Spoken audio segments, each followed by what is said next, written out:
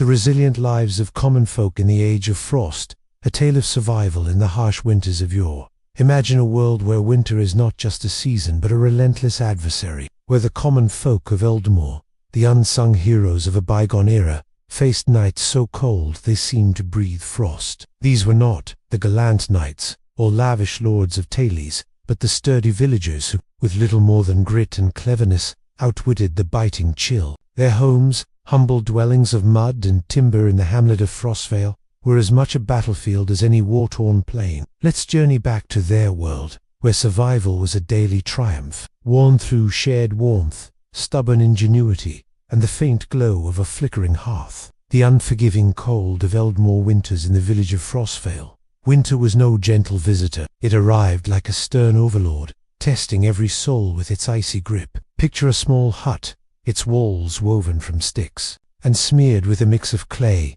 straw, and yes, even animal dung, a practical, if pungent, attempt at insulation. These walls, thin as hope, barely kept the wind at bay. If a sparrow sneezed outside, you'd hear it inside. Windows, a luxury few could claim, often just a gap covered with tattered hides or wooden slats. The cold was a crafty foe, seeping through every crack, turning homes into windswept shelters, where the inside was only a whisper warmer than the frozen fields beyond. At night, darkness cloaked the village, and the wind howled like a restless spirit. The hearth, a modest pile of stones at the center of the home, offered the only defense, a frail fire that sputtered bravely, but warmed only those closest to it. Clothing was no great shield either. Villagers like Tom the Weaver or Mara the Baker wrapped themselves in coarse woolen tunics, perhaps a cloak that carried the faint whiff of sheep. Layering was their strategy, piling on every scrap of cloth until they resembled lumpy bundles of laundry. Beds were sacks of straw or dried grasses, lumpy and crawling with fleas, offering little comfort but a vital barrier against the frozen earth. To wake each morning with breath still in your lungs was a victory worth celebrating, perhaps with a slightly thawed carrot. The battle against the elements. Frostvale's homes were no fortresses, built with what scholars call twig and muck construction. They were like giant baskets plastered with nature's glue. These walls, though lovingly crafted, stood little chance against a true winter storm. The wind found every gap, swirling into the single-room homes like an uninvited guest. Roofs, thatched with reeds, sagged under snow and leaked when rain dared to fall. A squirrel tumbling through a roof hole was as likely as a gust ripping away the hide covering a window. Floors, often just packed dirt, turned to mud when the weather turned foul, making every step a chilly slog. Yet the folk of Frostvale were not ones to surrender. They stuffed moss into cracks, jammed rags into gaps, and smeared extra layers of mud and dung onto their walls. An annual ritual. There was part practicality, part defiance. Roofs were patched with bundles of reeds or clumps of turf, and doors, if they existed, were heavy planks held by iron and sheer will. Every night was a skirmish against the cold, fought with whatever could be scrounged, animal hair, old cloth, or a handful of greasy sheep fat rubbed into the walls. If your home looked like a patchwork quilt stitched by a weary hand, you were doing it right. The earth's cold embrace. The ground itself was an enemy, and floors were little more than flattened earth, sometimes covered with straw or rushes to mimic comfort. But the cold rose from below, creeping through the straw and into bones like a thief in the night. Dropped a spoon, it might freeze to the floor by morning. Villagers layered straw thickly, hoping to create a barrier, but it flattened quickly, grew moldy, and became a haven for bugs. Rushes were no better, piling up over time into a damp, crunchy carpet alive with fleas and mystery critters. Beds, for those who had them, were wooden frames stuffed with straw or hair, crisp, pokey, and far from cozy. Sleeping was a restless dance to keep blood flowing, a fight to keep toes from freezing. Yet these makeshift beds were lifelines, lifting sleepers just above the icy ground. A good night's rest wasn't about dreams. It was about waking up with all your fingers intact. In Frostvale, survival was measured in small victories. Another dawn, another breath, another day not claimed by the cold. The hearth, heart of the home in every Frostvale hut. The hearth was the hero. A simple pit of stones and logs, it was the village's lifeline, its smoky glow pushing back the dark and cold. No fancy chimneys here. Smoke drifted through roof holes or lingered in the room, stinging eyes but chasing away pests. The hearth was more than warmth. It was the kitchen, the light, the gathering place, where stories were shared, and the long nights passed. Keeping it alive was a sacred duty. Letting the fire die was like inviting death itself inside. Restarting it meant wrestling flint and steel with frozen fingers, a task made harder by the wind's cruel laughter. Everyone had a role. Children tossed sticks onto the flames, elders watched the embers, and even the sleepiest villager took a turn stoking the fire. It was a battle of persistence against the cold's relentless hunger. The hearth didn't promise comfort, but it offered hope. A flickering, smoky promise that life could endure another night. Fire banking, the art of holding warmth. No one in Frostvale feared anything more than a dead fire at midnight. Without matches or lighters, rekindling a flame was a desperate act of skill and prayer. So they mastered fire banking, a craft as vital as breathing. Before bed, embers were buried under a careful mound of ash, insulated to smolder through the night. Done right, morning brought a glowing coal ready for fresh wood. Done wrong, you woke to a cold hearth and colder prospects. Each family had its tricks. Some swore by dry ash, others by a touch of dampness. Arguments over the best method could spark as fiercely as the flames themselves. But when a single ember survived the night, it was a triumph, a small defiance against the frost. The warmth of togetherness in Frostvale, the more, the merrier was. No mere saying, it was a survival strategy. When the cold pressed in, villagers piled together in the warmest corner of the hut, wrapped in every scrap of cloth. Entire families, parents, children, grandparents, and sometimes a stray cousin formed a snoring, shivering heap. Personal space was a myth. The goal was to avoid freezing to the floor. The lucky ones slept in the middle, bathed in shared warmth. The unlucky ones on the edges faced drafts like icy daggers. Even bedding was communal, a single straw mattress flattening under the weight of generations. Animals joined the huddle too. Cows, goats, pigs, and chickens brought vital warmth, turning the hut into a chaotic furnace. Cows took center stage, their bulk radiating heat. Goats, stubborn as ever, nudged their way close. Chickens roosted in corners, and pigs sprawled wherever they pleased. The smells were fierce, the hazards, reel a wayward hoof, or a chicken in your hairbutt. The math was simple. More bodies meant fewer frozen toes. These nights of cramped, smelly closeness weren't just about survival. They wove families and villages together, binding them with stories, songs, and the stubborn will to see another dawn. Layering for life. In Frostvale, clothing was armor against the cold. Villagers like Alara the spinner donned every scrap they owned. A linen shift, a woolen kirtle, another if they had it, and a cloak patched with hope. Feet were wrapped in rags and stuffed into clogs, each layer a prayer against frostbite. Washing was a gamelandry, meant braving a frozen stream in days of drying, so most chose to smell of smoke and sheep rather than risk a shirt cycle. Dirt, surprisingly, was an ally. Grime in grease-sealed cloth, making it wind-resistant, a natural shield against the chill. Hats and gloves, often cobbled from scraps, were treasures. Children were bundled until they waddled like overstuffed gourds. In Frostvale, fashion wasn't about beauty, it was about staying alive, one itchy layer at a time. The power of a full belly, a full stomach was Frostvale's secret weapon. Before bed, villagers filled their plates with hearty fare stews thick with roots like beets and leeks, barley porridge, or dense rye bread. A rare bit of salted mutton or dried fish was a feast. These weren't meals for pleasure but for warmth, heavy foods that burned slowly in the gut, staving off the cold through the night. Fat was prized, its slow digestion a steady source of heat. Parents ensured even the fussiest children ate well. Picky eaters shivered. The risk, strange, vivid dreams from a belly wrestling with a mountain of cabbage. But in Frostvale, a bloated night was a warm night, and warmth was worth every odd dream. Hayboxes and heated stones. For extra warmth, Frostvale's folk turned to clever tricks. The haybox, a wooden crate lined with straw, kept food warm for hours. A rustic slow cooker for late-night porridge. But the real hero was the heated stone. Before bed, a flat rock was tossed into the hearth, heated until it glowed, then wrapped in cloth and tucked into bedding. It radiated warmth through the night, a simple but miraculous defense against the cold. Misjudge the wrapping, though,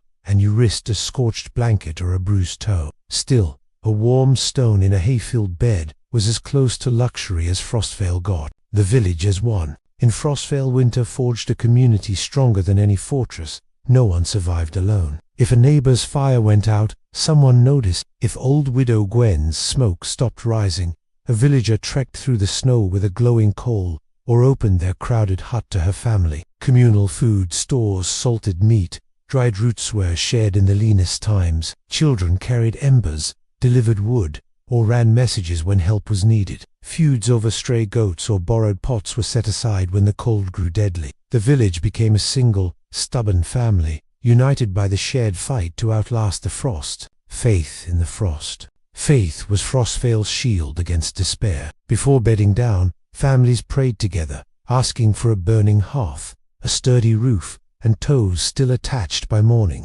Saints' lights, St. Cillian, guardian against chills, or St. Bridget, protector of homes, were invoked with fervor. Holy water sprinkled near the fire warded off draughts and spirits alike. Blessed candles burned through the night, their tiny flames a plea for survival. These weren't mere rituals, they were acts of hope, whispered into the smoky air, binding the village to a belief that spring would come again. When winter won, some winters were merciless. The Great Frost of 1287 brought starvation, collapsing roofs, and disease that turned coughs into funerals. When fires died, families froze in each other's arms. Frostbite claimed fingers and toes, leaving survivors scarred but stubborn. Death was no stranger in Frostvale, yet the villagers pressed on, their resilience a quiet defiance. Each ember, each breath, was a fight worth fighting. A legacy of the folk of Frostvale left more than frozen footprints. Their ingenuity, moss in cracks, fire-banked embers, shared warmth laid the foundation for survival. Their communities, bound by necessity and hope, taught the power of togetherness. Their faith, woven into every frosty night, carried them through. Today, as we nestle in warm homes, their legacy lives on in every cozy evening, a testament to the stubborn, shivering souls who turned survival into a triumph, one ember at a time.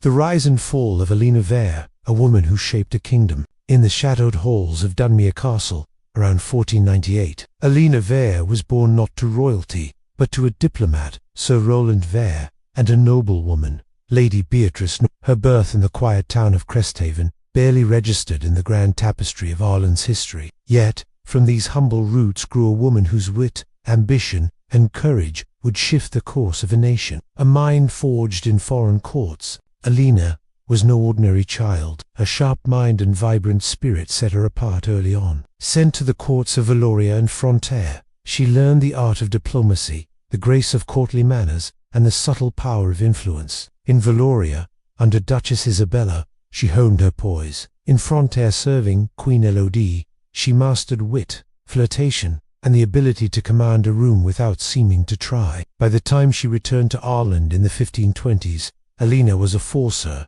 dark eyes sharp with intelligence, her voice a melody of purpose. She wasn't a beauty by the standards of the day, but her presence shifted the air wherever she went. A storm in Ireland's court. At the court of King Edmund IV, Alina stood out like a flame among them. As a lady-in-waiting to Queen Marjorie of Castile, she moved with a confidence that drew eyes and whispered. Unlike the demure ladies of Ireland, Alina spoke Valorian with ease, danced with elegance, and wielded her wit like a blade. Soon, she caught the eye of the king himself. Edmund, a man accustomed to easy conquests, was enthralled by Alina's refusal to bend. She teased, challenged, and held him at a distance, demanding not just his affection but his crown. To marry her, Edmund would have to defy his queen, his church, and his Eliza Gamble that would shake Ireland to its core. A kingdom divided. Edmund's obsession with Alina grew into a crisis. Queen Marjorie, steadfast and beloved, refused to yield her place. Divorce was unthinkable, yet Edmund pressed for an annulment, claiming his marriage was cursed. Alina, ever strategic, balanced encouragement with restraint, positioning herself not just as a lover, but as a future queen. The court split. Some nobles courted Alina's favor, others rallied to Marjorie. Foreign powers, including Marjorie's cousin, Emperor Ferdinand, threatened retaliation. As Edmund petitioned a high pontiff for an annulment, the kingdom teetered on the edge of upheaval. A crown won, a throne unsteady. In 1530, Alina secretly wed Edmund, though his marriage to Marjorie remained unresolved. By summer, she was crowned Queen of Ireland in a grand ceremony at St. Eldric's Abbey. Yet the cheers were muted. Many saw her as a new Helena, bold and brilliant, reshaped the court, elevating her family and wielding influence over alliances. Her greatest task was to produce a male heir. When she bore a daughter, Eleanor, in 1531, Edmund's disappointment cast a shadow. Helena vowed the next would be a son, but her star was already dimming. The fall of a queen. Helena's enemies multiplied, miscarriages weakened her, and Edmund's gaze wandered to Clara Winfield, a gentle lady who offered the obedience Helena lacked. Nobles who once bowed to Helena now schemed against her, led by Lord Simon Drace, once her ally. In 1536, accusations of adultery, treason, and even incest with her brother, Lord Cedric Vere, surfaced charges as flimsy as they were damning. Helena was arrested, tried, and condemned in a trial more theatre than justice. On May 17, 1536, she faced a tribunal, her eloquence unshaken, but the verdict was set. On May 19, dressed in a somber gown, she met her end by a swift blade, her courage a final defiance. A legacy eternal. Helena's death was not her end. Her daughter, Eleanor, rose to become one of Ireland's greatest rulers. Her reign, a golden age of art and power. Helena's ambition broke Ireland from the High Pontiff's grasp, birthing a new church. Her fall showed the fragility of power, but her legacy, through Eleanor, burned brighter than any crown. Helena Vere, a woman of fire and vision, reshaped a kingdom and left a mark that time could not erase. The night of the Harbour Rebellion, a defiant stand in Portsmouth by the early 1760s, the colonies of New Albion were once loyal to the Crown of Eldorado. The settlers of Portsmouth and beyond grew restless under taxes imposed by a distant parliament. The paper tax of 1755, taxing everything from letters to dice, sparked outrage, followed by the Goods Acts, taxing cloth, dyes, and glass. Each law, passed without colonial voice, was a spark in dry grass. Portsmouth, a bustling port city, became the heart of resistance, its people ready to defy an empire with a single bold act, the spark of the Saltwater Act in 1763. Eldoria's Parliament passed the Saltwater Act, aiming to save the floundering Eldorian Trade Company by selling cheap salted fish to the colonies. It seemed a bargain, but the tax remained a symbol of control. To the colonists, accepting the fish meant surrendering their rights. In Portsmouth, the Sons of Freedom, led by Jonas Carver, rallied against it. Meetings swelled in the great meeting hall, where farmers, smiths, and merchants vowed no fish would touch their shores. The standoff at Portsmouth Harbour. 3 ships Dawn Star, Mooncrest, and Seawind arrived with their cargo, anchoring in Portsmouth Harbour. Governor Roland Vance demanded the fish be unloaded. The colonists refused. For weeks, the ships sat, a silent challenge. On December 10, 1763, the deadline loomed: unload or face seizure. At the great meeting hall, thousands gathered, their voices shaking the rafters. Jonas Carver declared, "This assembly can do no more for our land's freedom." A war cry echoed, and the plan was set. The night of defiance that night, under a moonless sky, men disguised as native warriors' faces smudged with ash, cloaked in blankets, marched to Seagull's Wharf with hatchets and clubs. They boarded the ships, splitting open 300 crates of salted fish and dumping them into the harbour. The water churned with fish and broken wood, the air sharp with salt and rebellion. No other cargo was touched. This was no riot, but a precise strike. By dawn, the men vanished, leaving a harbour thick with their defiance. The Empire's wrath. News of the Portsmouth fish toss reached Eldorado, enraging King Leopold II. Parliament retaliated with the unbearable axe, closing Portsmouth's harbour and stripping New Albion of self. But instead of breaking the colonies, the punishment united them. Food and aid poured into port. The first colonial assembly met in Fairhaven, forging a united front. The fish toss wasn't just a protest, it was the spark of revolution, proving that ordinary folk, armed with principle, could challenge an empire and win. The lost city of Aridon, a marvel in the sands of Valessel, in the arid Valessel Valley of coastal Erin, nearly 5,000 years ago. The city of Aridon rose a beacon of human ingenuity, lost to time until rediscovered in the modern age. Hidden beneath sands, its pyramids and plazas tell a story of peace, trade, and wonder. In a land where life seemed impossible, a desert transformed the Valesel Valley. Scorched and barren, was no place for a city. Yet the people of Aradon saw its river as a lifeline. With irrigation channels, they turned dust into fields of maize, beans, and linen, trading textiles with coastal villages for fish and shells. Their homes, built of stone and earth, withstood heat and rare floods, aligned with the stars. Their city was a marvel of planning, its people connected to the cosmos and each other. Pyramids of peace. Aridon's pyramids, led by the towering Gran, were no tombs but centers of ceremony. Built with stone and reed bags, they stood firm against earthquakes, their broad staircases leading to platforms where fires burned under starry skies. Sunken plazas hosted gatherings, uniting thousands in worship and celebration. The city's design aligned with solstice reflected a deep understanding of the heavens, blending utility with reverence. A society of harmony unlike war-torn empires, Aridon thrived on peace. No weapons or fortifications marred its ruins. Trade in linen and crops bound it to distant communities. Music flutes of eagle bones, drums of hide filled its plazas, tying the people to their gods and each other. Leaders, likely priests or astronomers, orchestrated this harmony, building a society where cooperation, not conquest, reigned. The silent fall. Aridon flourished for centuries, then faded. Drought may have dried its river, or trade routes shifted, draining its vitality. Families left slowly, their city reclaimed by sand. No violence marked its endless silence. For 4,000 years, Aridon slept, mistaken for natural hills, until archaeologist Lena Maris unearthed it in the 1990s. Carbon dating revealed its age, rivaling the oldest cities of the ancient world, a legacy rediscovered. Today, Aridon is a heritage site, its stones whispering of a people who built without war, who harmonized with their harsh land. It challenges the idea that civilization requires conflict, showing instead the power of unity and creativity. In Valesel's sands, Aridon stands as a testament to humanity's ability to dream, build, and endure, even when forgotten by time.